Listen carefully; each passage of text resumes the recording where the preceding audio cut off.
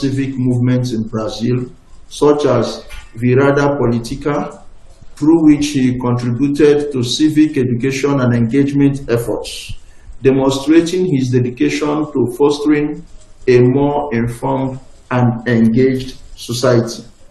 Ladies and gentlemen, this afternoon we have the honor and privilege to welcome on our ALDRAP platform for guest lecturing the person of Louis Kimaid. Thank you very much. Thank you, sir. Thank you, Mr. Chairman, and thank you, Dr. Tony Jaja, for the invitation, to which I was very honored to accept. If I may, just before I start my presentation, Mr. Jaja, Mr. Chairman, allow me to share the message from Professor Luis Fernando from the Senate of Brazil, who sadly, due to an unexpected illness, he's unable to join us today, but he is very eager to know about the results of this meeting, and he is at your entire disposal for any future engagement that you may wish to engage with him and with the Brazilian Federal Senate. Mr. Jaja, I will start my presentation. I assume everyone can see my screen?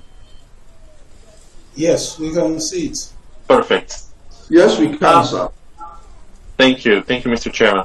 So just a little bit on our organization, the organization that I lead. We are a think tank or a research institution that is dedicated to driving institutional modernization and digital transformation in parliaments and subnational legislatures. Our work is grounded in interparliamentary cooperation between the institutions and also colleagues, such as this space that you are so graciously promoting and invite us to participate, and also promoting research about these topics.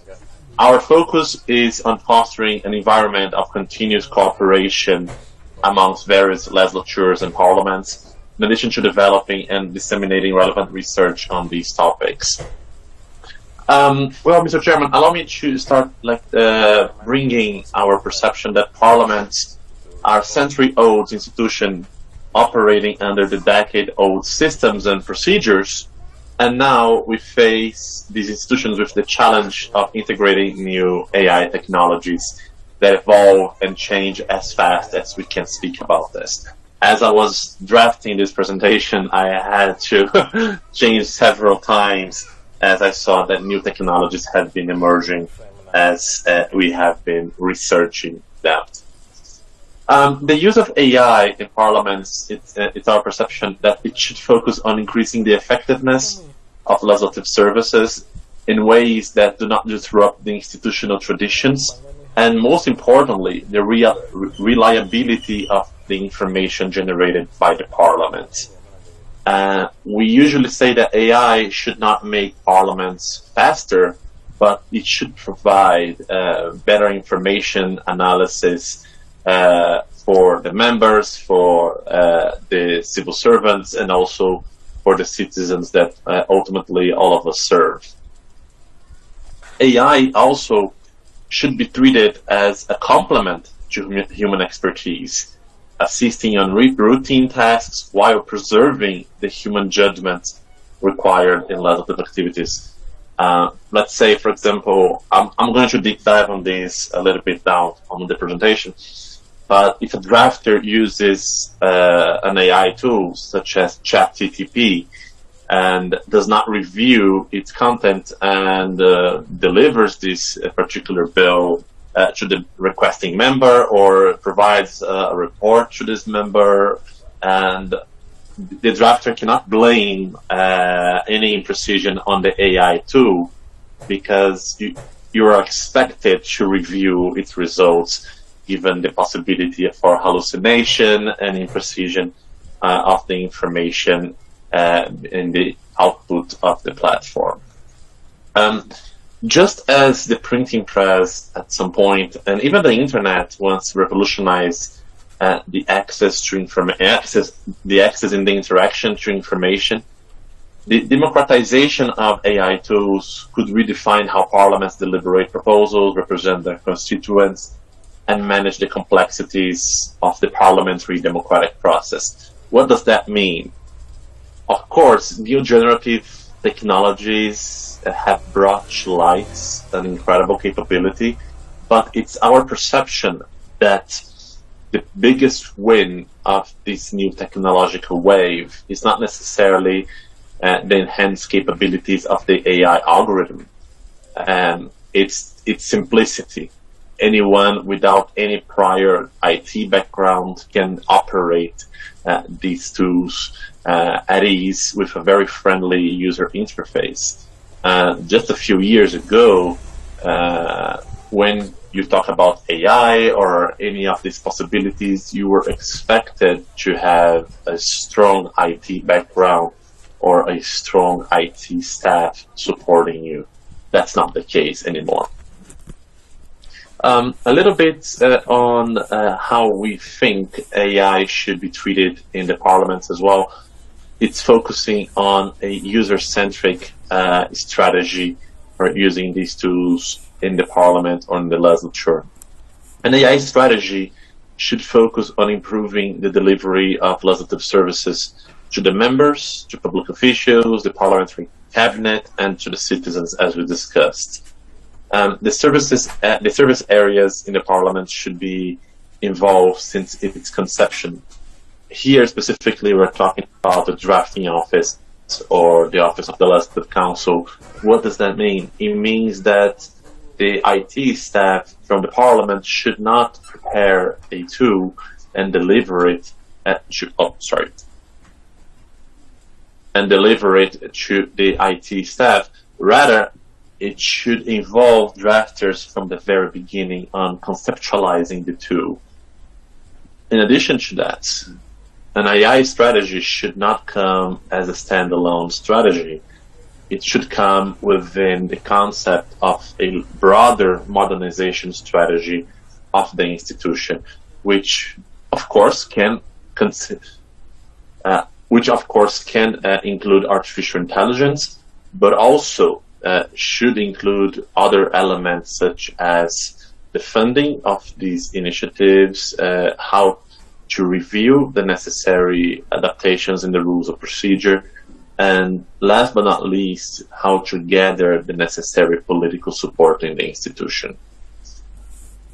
An AI strategy also should have elements that enable these platforms to have a simple and intuitive interface for the members and the non-IT staff to use the solution that has an AI embarked solution.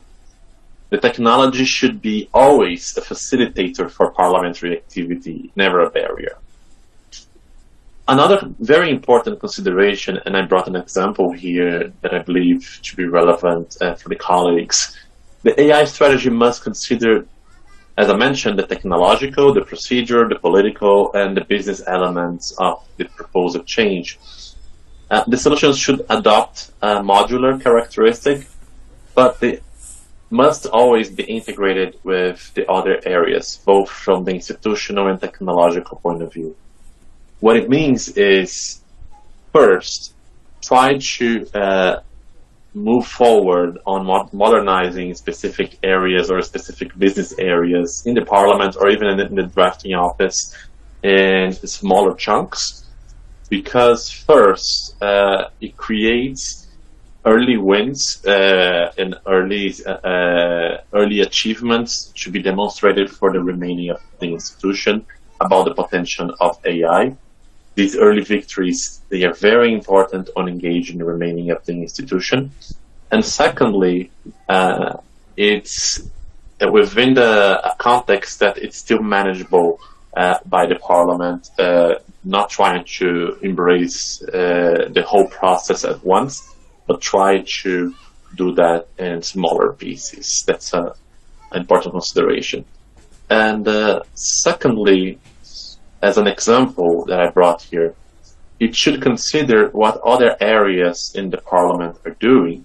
I have this example here that, by the way, happened here in the Chamber of Deputies in Brazil a few years ago, their website, to make sure that the data of the drafting office or the office of the clerk, for example, is using a compatible data standard, or that they are conducting business in paper.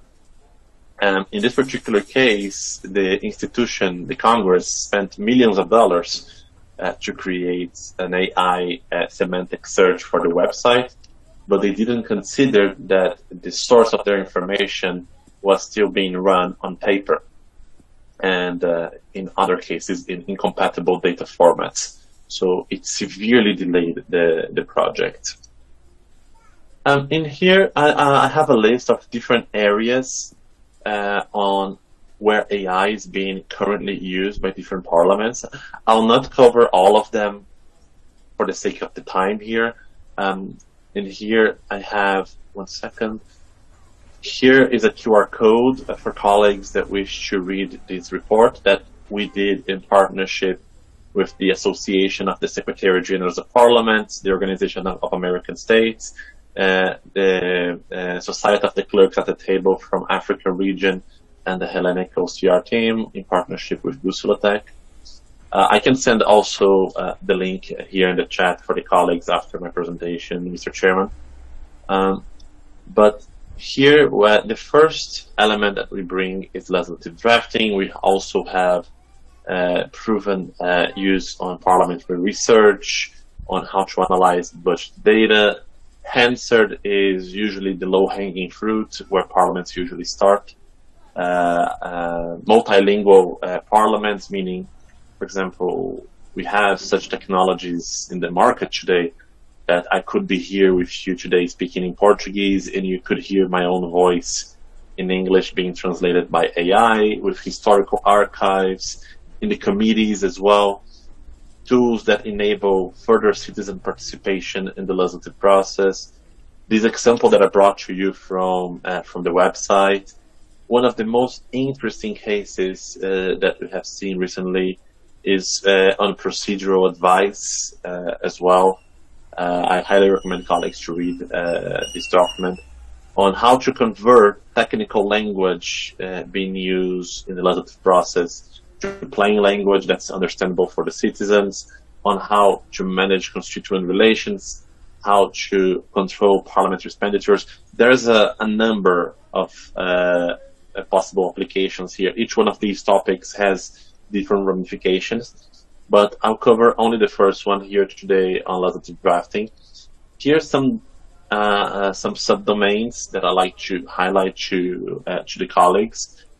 First of all, it's how to automate the request distribution for the office of the Legislative Council, for example.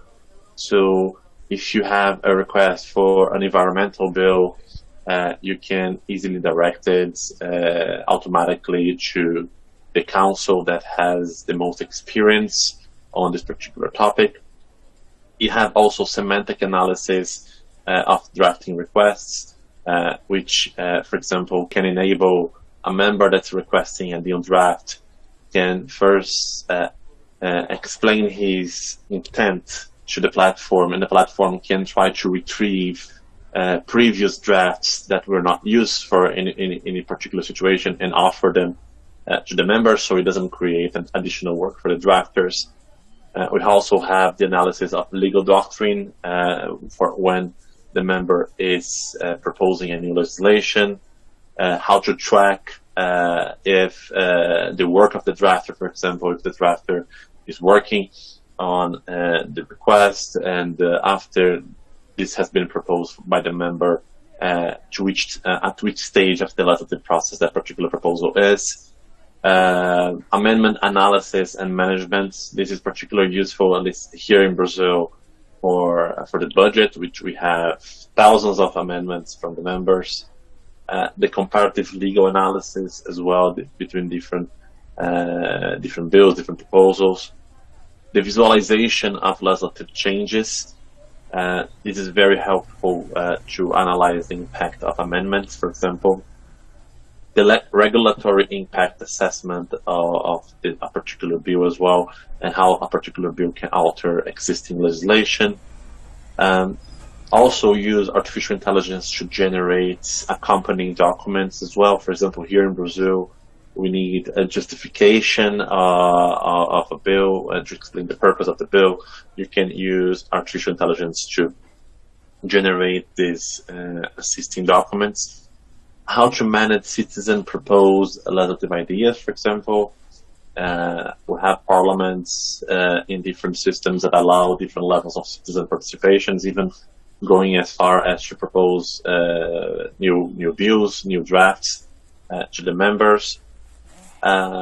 Also in citizen participation, the possibility for the citizens to suggest changes and even amendments to a specific bill, to try to propose changes to the existing text.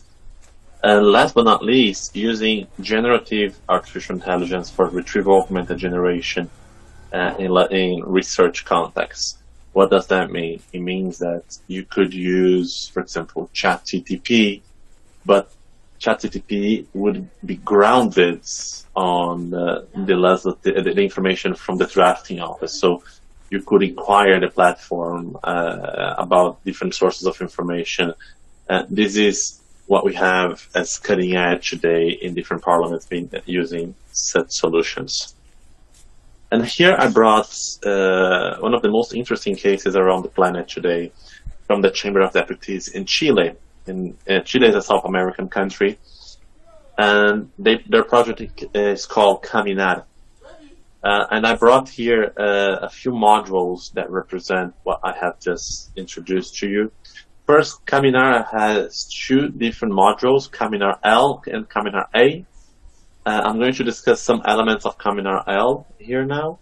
Caminar L for legislative, Caminar A for administrative. On Caminar L, they have 9 different modules.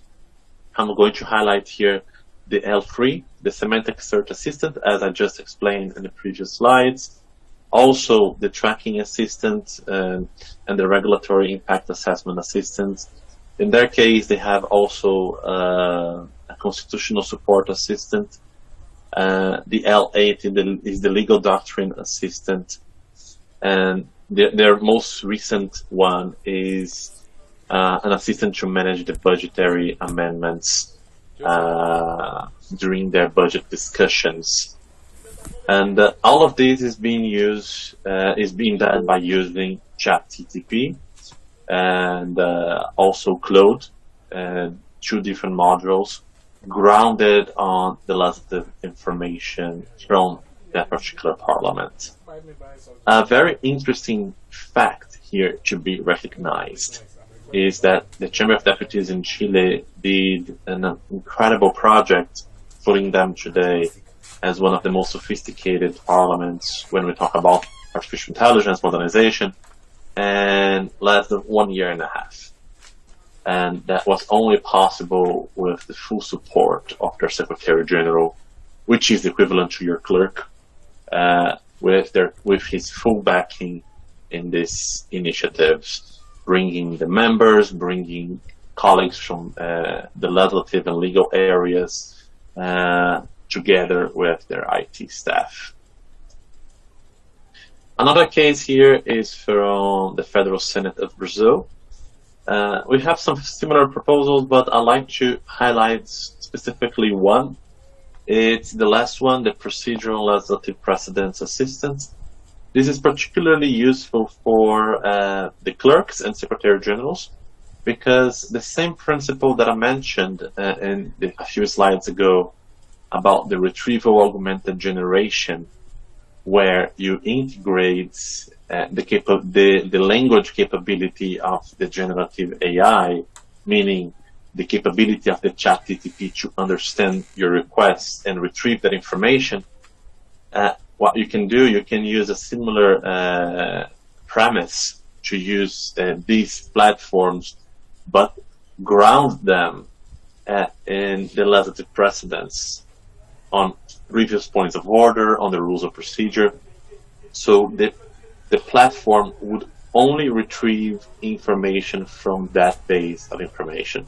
Of course, it's highly advisable that the clerk and Secretary General, when using these two, also check for the information. But it provides a very powerful research tool again, you have that publication that I mentioned to you at the beginning of my presentation. I recommend colleagues to access it. It's open, it's free to all of you. It has been published in English, in Spanish, in Portuguese, in French as well. So I think it could be a useful resource for colleagues. And just to conclude, Mr. Chairman, and to start the questions from colleagues, we believe that AI technologies can significantly enhance parliamentary processes by improving first the efficiency, the transparency, and the public engagement. These are the three different verticals that we are working on. Parliament must prepare and actively promote discussions on AI impact on its procedures, both direct and indirect impact on the parliamentary operations.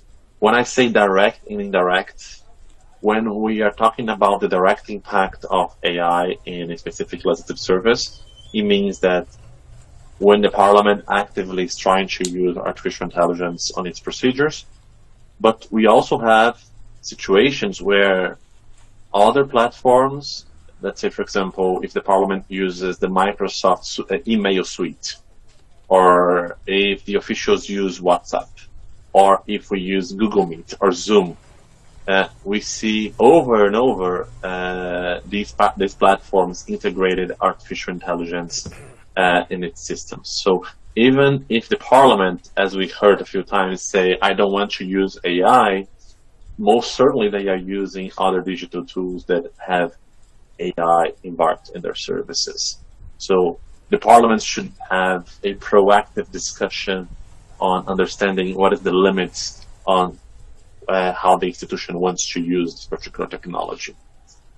The adoption of AI should also involve a thorough evaluation of the implication of the parliamentary principles, in the rules of procedure, of course, focusing on the operational efficiencies and in the internal governance. And last but not least, by adopting these approaches, parliamentary institutions can use AI's transformative power to serve the public while also preserving the democratic integrity in our digital age. Thank you so much. Thank you, sir. Thank you. Thank you very much. That was a well-researched and incisive lecture. It was not theoretical at all. These are practical approaches that could help improve legislative drafting and parliamentary activities. Thank you very much. Thank you, sir.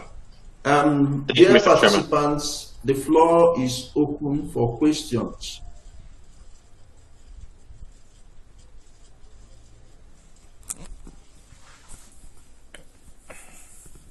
A chat box.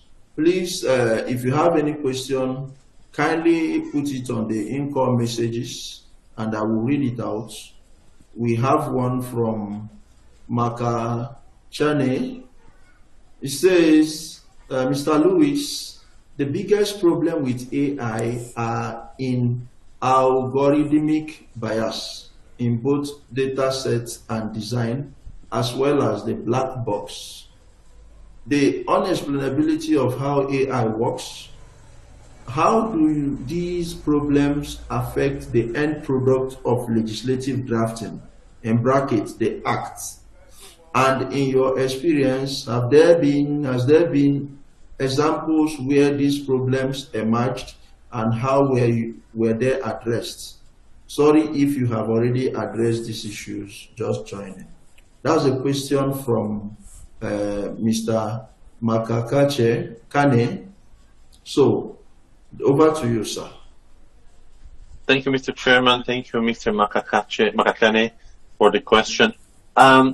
I would bring a consideration to you, which is the Parliament needs to choose very carefully which platform they are using, because this is a serious consideration, not only on to which data sets that particular tool has been trained, but also on its algorithm and how it's going to replicate social biases.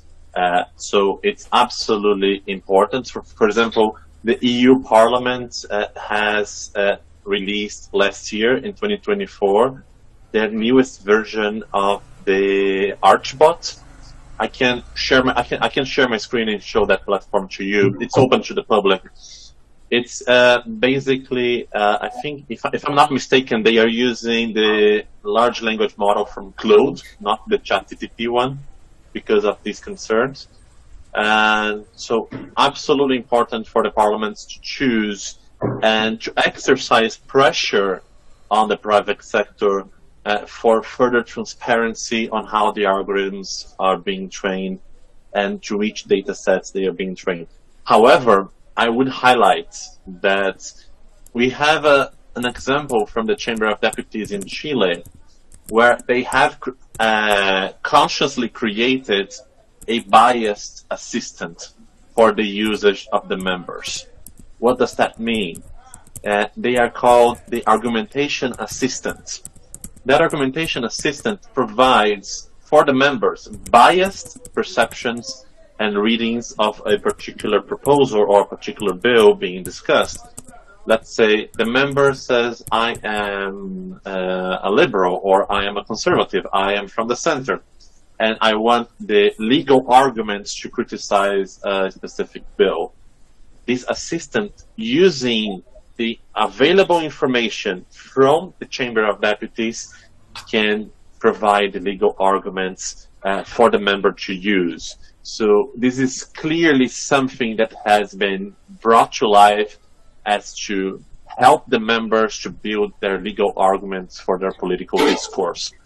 However, I would highlight a very important fact that all of the information to which this particular assistant is grounded to, in this case ChatGPT, is information produced by the Chamber of Deputies, by drafters, by legislative consultants. So this is high quality information, accurate information about the legal procedure in that particular country. So I would bring these considerations to you, sir. I'm not sure if I answered your questions. If you wish, I can follow up on any issues that you think I haven't covered. Thank you very much, sir. Thank you. We have another question from Mr. Oscar Ikoro saying, apart from ChatGPT, which other platform is best for legislative drafting? Apart from ChatGPT, which other platform is best for legislative drafting? Well, if I may, Mr. Chairman, and thank you, Mr. Oscar Ikoro.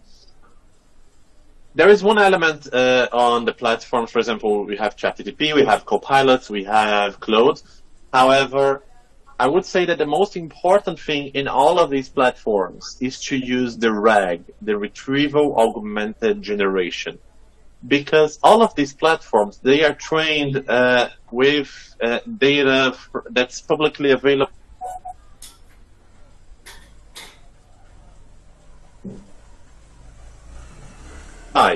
So when we do this technique on using the Retrieval Augmented Generation on a generative AI platform, you can ground the AI on the information that you wanted to use. So it's like you ask for your intern, okay, do me a research about this topic, but you don't know where this person is getting the information from. But in opposite to that, you can say, okay, get me information about this particular topic in the constitution of the country. So this is the comparison that I would make. So, for example, we have also different applications for different purposes. Let me give one example. Here in Brazil, we have one of the largest participation experiences in the Senate.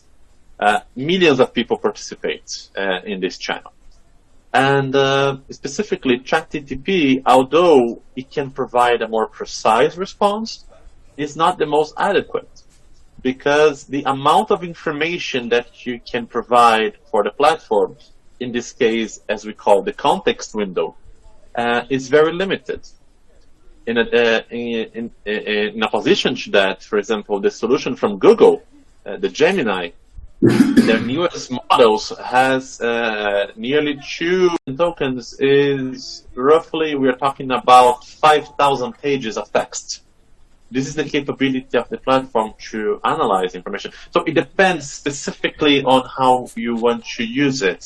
But in either case, you can and you should use these platforms using the retrieval augmented generation. You should limit the context to where the platform is going to retrieve the information from. If I may, Mr. Chairman, just add an additional information. We usually say that these generative models, they are not a very good research tool because you don't know from where they are retrieving the information.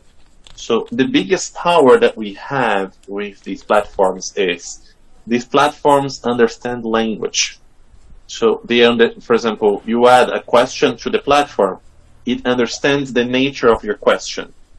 It's very beautiful. I can show you in another occasion a graphic. So every single word is positioned in a 3D map on to identify a specific word, and based on them, the mathematical calculation is going to retrieve the information that you're looking for. And after that, is going to generate the text to answer you. So this is the true capability of the platform. And now we need to choose from where they are getting the information from. So that's the biggest challenge that we have so far. Thank you very much. Thank you. Dear participants, please, are there any more questions for Mr. Lewis? Are there any more questions? The floor is open, particularly if you followed the lecture from the beginning. I'm doing a recording. In the absence of any question, I will take your silence to mean that you understood everything he said and it was so clear. So on that note, we want to thank you again. Hello, sorry, Mr. Budiza. Okay, Prof, good afternoon, ma. Yeah, good afternoon, sir. And good afternoon to the lecturer. I just want to, I don't know, this is not actually so related to the legislative drafting. I was just curious about how he was able to use the AI for what he's doing now. How the AI is able to interpret what he's saying. And it just sounds as if he's the one actually speaking. So how did he do that? Okay. Before he speaks, can I answer, Prof? Okay. You are mixing up this Mr. Luis. He speaks English. The other Professor Luis Fernando is the one that doesn't speak English. He speaks Portuguese. Unfortunately, he couldn't attend today because he's down. Yes. So we have another lecture slated for Professor Luis. Okay. This is Luis Kimade. He's the chief executive of Busola Tech. Busola Tech is a think tank that uses modernization for legislatures around the world. They organize trainings to educate legislators how to use technology. Okay. So he's the one actually speaking. He's speaking. It's not AI. Okay. It's not translation. He's live. He's alive. Okay. If I may, Dr. Jaja, I'd just like to comment on the lady's question. I think it's a very important one. May I? Please go ahead, sir. Thank you, Mr. Chairman. It's very interesting because what we have as, how can I say this in English? This front interface, for example, when you interact with ChatGPT, with Copilot, with Gemini, where you are receiving a textual response, this is only the front of the platform. But what we need to understand is all the calculations to respond to your question in the background of the platform, all of them are mathematical calculations. the platform doesn't have the ability to understand the text and analyze your query in text. So basically, it gets your textual question, it converts it to a mathematical model, it seeks out the information that you're retrieving, it gets a mathematical response internally, and then it converts back to a textual response. So the entire working of the platform are mathematical calculations, to which sadly I'm not capable of deep diving here, because this is something very complex. For example, we have a colleague here in the Senate of Brazil, Mr. João Lima. He has been doing incredible work on this domain. But what we need to understand is the textual response that we get from the platform is simply the front end. I usually like to give an example to colleagues, which is, for example, in Brazil we speak Portuguese, and we have a number of words that they are exactly the same, but they mean completely different things. For example, the sleeve of my shirt, it's called manga. But manga is also mango, which is a fruit. So exactly the same words. So how does the platform understand if I'm talking about the sleeve of my shirt or if I'm talking about the fruit? Because of the context. It will position the word manga in a specific position in the map based on the context of the other words. So if I'm talking, oh, I'm going to eat a manga today, it understands, oh, he's going to eat. So eat, fruit, manga. So it produces a particular positioning. One of the problems with the hallucinations, in addition to the sources of information not being very well verified, it's the platform doesn't have the capability to understand perfectly your query. This is starting to diminish by the day with the newest models, but this is still a challenge. I'm not sure if I answered the latest question, but I wanted to bring you this perspective because sometimes we use these platforms thinking that we are using a conversational platform that understands what we're saying. I think it's important to understand that we are talking about a mathematical model interpreting what we're requesting of it. Thank you. Thank you very much. Thank you, sir. Thank you. Okay, at this juncture, I will hand over to Professor Jaja to take it up from here if there are no more questions. Thank you. Professor. Okay, today is quiet because we're talking about technology. Lawyers struggle with technology, Luis, here in Africa. So it will take us a while to get used to a lot of the technology, but at least today we understand the basic concepts. And even in Nigeria, we're still struggling for, the government has not made a decision on which AI tool, which of the platforms it wants to use. That's why we keep having this reoccurring problem called budget padding. When we prepare our annual budget, there's always what we call budget padding. Because when you make amendments to the first draft of the budget, the figures are different from the final version, which the president would sign. So we're still trying with technology. You spoke about co-pilots. That's something I picked up. I will look at it. I know about Gemini. So I'm interested in the regulatory impact assessments tool, because that would make things easier for us. And the amendment analysis tool, is it a component of the one you're using in Brazil, or can I get the regulatory impact assessment tool as a separate tool, or it comes as a complete package? I don't know if you understand what I'm... We are not using this particular one in Brazil yet. And the most interesting case for the regulatory impact assessment is from the an extensive article about the case from Chile. I can share that with you and with colleagues as well. It's in English.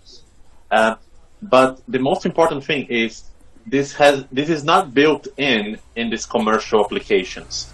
As I explained, the Chileans, they are using ChatGTP, but ChatGTP doesn't have the slightest idea on what the legal framework in Chile is.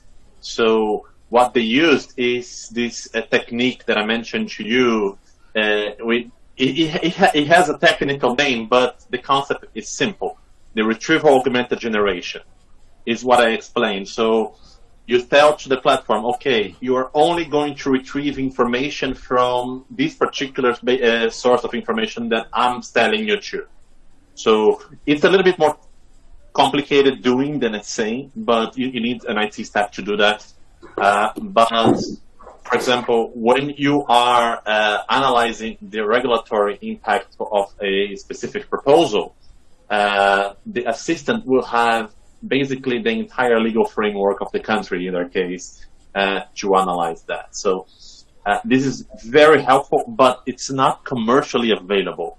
You can, of course, purchase the license of ChatGTP to use that, but you need to do that in consonance to your internal data set with your IT staff to do that. However, I would say, in comparison to what we had as I would say, to the technical cost, the financial cost of doing that a few years ago, let's say 5 years ago, and now, today it's a fraction. You know, for example, as I mentioned to you, the Chamber of Deputies in Chile, they managed to do that, all of these services actually, in less than 1.5 years. It does not mean it's a small feature, it's a huge feature on what they did, but a few years ago would be simply impossible to do that in such a short period of time. Not because they were unwilling to, but because of the technical requirements were much more complex. So I would bring that to in relation to the regulatory impact assessment. What was your another question, Dr. Jeju? You mentioned you asked 2 questions. I'm sorry. You're muted. I cannot hear you. Okay. Okay, the amendment analysis tool, is it a separate? Okay, so this specific one, I would highly recommend. We have another publication about this. I can share that also with you. I think you're familiar with the work our dear friend Wade Ballou has been done in the Office of the Legislative Counsel in the U.S. House of Representatives with the comparative print suite. Now with his successor, Mr. Warren Burke, as the new Chief Legislative Counsel. But I highly recommend reading the comparative print suite. It does not use generative AI. It uses predictive AI. So I highly recommend you to access that because it has a number of different modules. It's a very specific project. This is not something it's commercially available. This is something that they tailor-made in the U.S. in partnership with a local company there that works with parliaments. But, well, we haven't mapped any similar experience on using generative AI, but technically I wouldn't see why it would not be possible to do that using generative AI. Again, using the same principle on using the RAG, I think something similar could be done. But in the case of the most sophisticated experience that we have today for managing the amendments from different members on a specific bill, I think it would be very interesting to read the comparative print suite case. Thank you so much. Thank you. We'll look at all of this. Any further questions? Feel free. You don't have to go deep into AI and all that. Colleagues, you can ask even the rudimentary use of computer for drafting. and legal research. You can ask your questions. If we get logged out, the second login is available. Dr. Jaja, just I sent here the 2 links. Yes. The first one for the case from the U.S. House on the comparative print suite. The second one for the Caminar from the Chamber of Deputies in Chile. Okay. Our Oscar, please copy them and put in our file. We have a YouTube channel where we post all of this. So thank you so very much for making our time. We expect to have Professor Luis next week, if all things being equal. And if you're available too, we can also have you in the session. Technology is difficult for us as lawyers, but we keep trying, we keep pushing at it. So we'll end this session here. No need for the next session to use the other Google Meet. So we look forward to next week when we have Professor Luis and yourself. We have more interactions, please. Thank you so much. Thank you so much, Dr. Jaja, Mr. Chairman, to all the colleagues.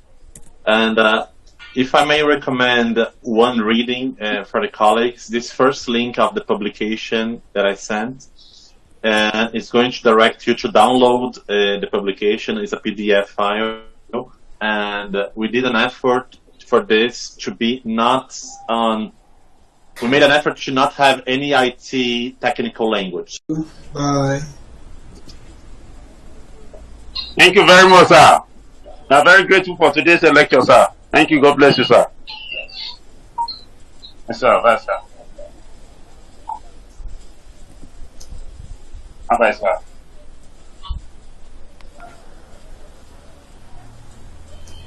Well, thank you very much, sir. Well done, well done. Thank you for attending. Thank you. Thank you, sir. We are most grateful. Thank you.